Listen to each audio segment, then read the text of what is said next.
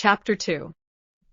Mrs. John Dashwood now installed herself mistress of Norland, and her mother and sisters-in-law were degraded to the condition of visitors. As such, however, they were treated by her with quiet civility, and by her husband with as much kindness as he could feel towards anybody beyond himself, his wife, and their child.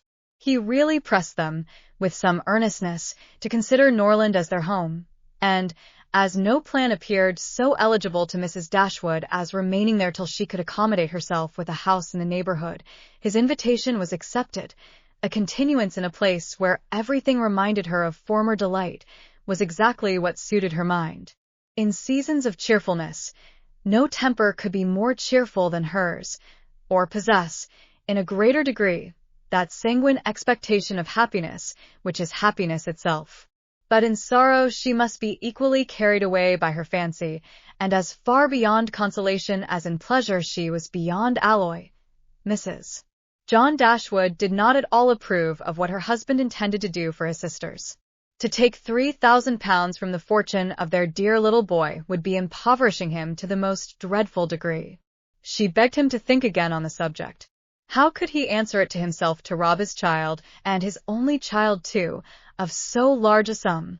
And what possible claim could the Miss Dashwoods, who were related to him only by half-blood, which she considered as no relationship at all, have on his generosity to so large an amount?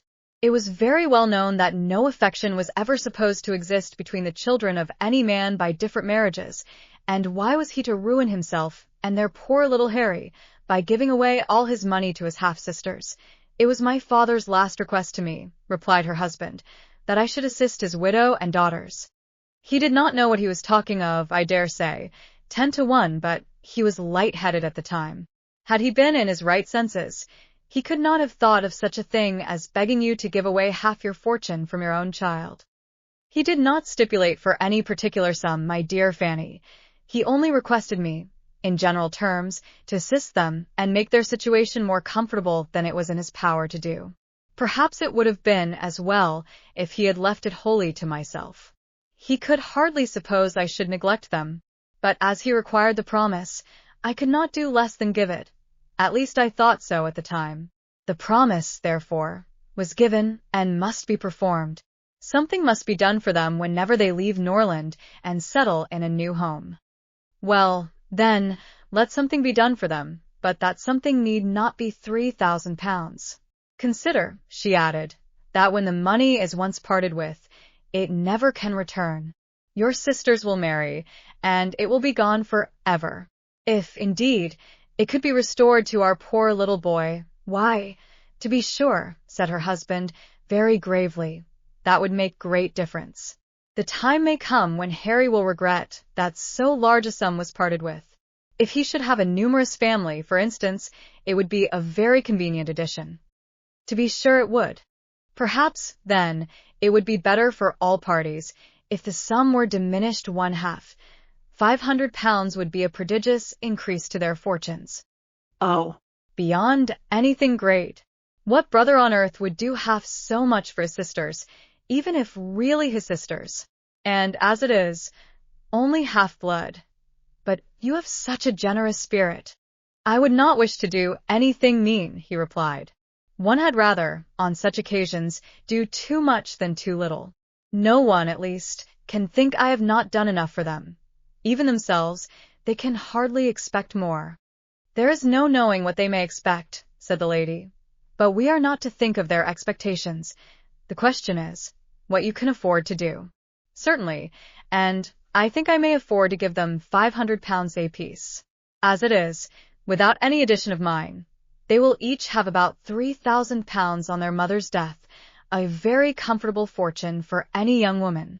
To be sure it is, and indeed, it strikes me that they can want no addition at all. They will have £10,000 divided amongst them. If they marry, they will be sure of doing well, and if they do not, they may all live very comfortably together on the interest of £10,000. That is very true, and therefore I do not know whether, upon the whole, it would not be more advisable to do something for their mother while she lives, rather than for them, something of the annuity kind I mean. My sisters would feel the good effects of it as well as herself. 100 a year would make them all perfectly comfortable. His wife hesitated a little, however, in giving her consent to this plan. To be sure, said she, it is better than parting with £1,500 at once. But then, if Mrs. Dashwood should live 15 years, we shall be completely taken in. 15 years. My dear Fanny, her life cannot be worth half that purchase. Certainly not, but if you observe, people always live forever when there is an annuity to be paid them, and she is very stout and healthy, and hardly 40. An annuity is a very serious business. It comes over and over every year, and there is no getting rid of it.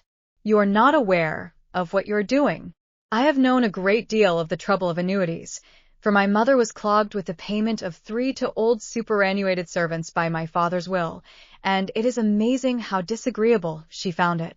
Twice every year these annuities were to be paid, and then there was the trouble of getting it to them, and then one of them was said to have died, and afterwards it turned out to be no such thing. My mother was quite sick of it. Her income was not her own, she said, with such perpetual claims on it, and it was the more unkind in my father, because otherwise the money would have been entirely at my mother's disposal, without any restriction whatever. It has given me such an abhorrence of annuities, that I am sure I would not pin myself down to the payment of one for all the world. It is certainly an unpleasant thing, replied Mr. Dashwood, to have those kind of yearly drains on one's income. One's fortune, as your mother justly says, is not one's own. To be tied down to the regular payment of such a sum, on every rent day, is by no means desirable. It takes away one's independence. Undoubtedly, and after all you have no thanks for it.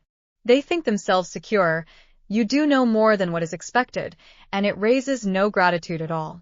If I were you, whatever I did should be done at my own discretion entirely. I would not bind myself to allow them anything yearly. It may be very inconvenient some years to spare 100 or even £50 from our own expenses. I believe you are right, my love. It will be better that there should be no annuity in the case. Whatever I may give them occasionally will be of far greater assistance than a yearly allowance, because they would only enlarge their style of living if they felt sure of a larger income, and would not be sixpence the richer for it at the end of the year. It will certainly be much the best way. A present of £50, now and then, will prevent their ever being distressed for money, and will, I think, be amply discharging my promise to my father. To be sure it will. Indeed, to say the truth, I am convinced within myself that your father had no idea of your giving them any money at all. The assistance he thought of, I dare say, was only such as might be reasonably expected of you. For instance, such as looking out for a comfortable small house for them, helping them to move their things, and sending them presents of fish and game, and so forth, whenever they are in season. I'll lay my life that he meant nothing farther. Indeed, it would be very strange and unreasonable if he did. Do but consider, my dear Mr. Dashwood, how excessively comfortable your mother-in-law and her daughters may live on the interest of £7,000, besides the £1,000 belonging to each of the girls, which brings them in £50 a year apiece, and, of course, they will pay their mother for their board out of it. Altogether, they will have 500 a year amongst them, and what on earth can 4 women want for more than that? They will live so cheap. Their housekeeping will be nothing at all. They will have no carriage, no horses, and hardly any servants. They will keep no company, and can have no expenses of any kind. Only conceive how comfortable they will be. 500 a year. I am sure I cannot imagine how they will spend half of it, and as to your giving them more, it is quite absurd to think of it. They will be much more able to give you something. Upon my word, said Mr. Dashwood, I believe you are perfectly right. My father certainly could mean nothing more by his request to me than what you say. I clearly understand it now, and I will strictly fulfill my engagement by such acts of assistance and kindness to them as you have described. When my mother removes into another house, my services shall be readily given to accommodate her, as far as I can. Some little present of furniture, too, may be acceptable then. Certainly, returned Mrs. John Dashwood. But, however, one thing must be considered. When your father and mother moved to Norland, though the furniture of Stanhill was sold, all the china, plate, and linen was saved, and is now left to your mother. Her house will therefore be almost completely fitted up as soon as she takes it. That is a material consideration, undoubtedly. A valuable legacy indeed. And yet some of the plate would have been a very pleasant addition to our own stock here. Yes, and the set of breakfast china is twice as handsome as what belongs to this house. A great deal too handsome, in my opinion, for any place they can ever afford to live in. But however so it is, your father thought only of them. And I must say this, that you owe no particular gratitude to him, nor attention to his wishes, for we very well know that if he could, he would have left almost everything in the world to them. This argument was irresistible. It gave to his intentions whatever of decision was wanting before, and he finally resolved that it would be absolutely unnecessary, if not highly indecorous, to do more for the widow and children of his father than such kind of neighborly acts as his own wife pointed out.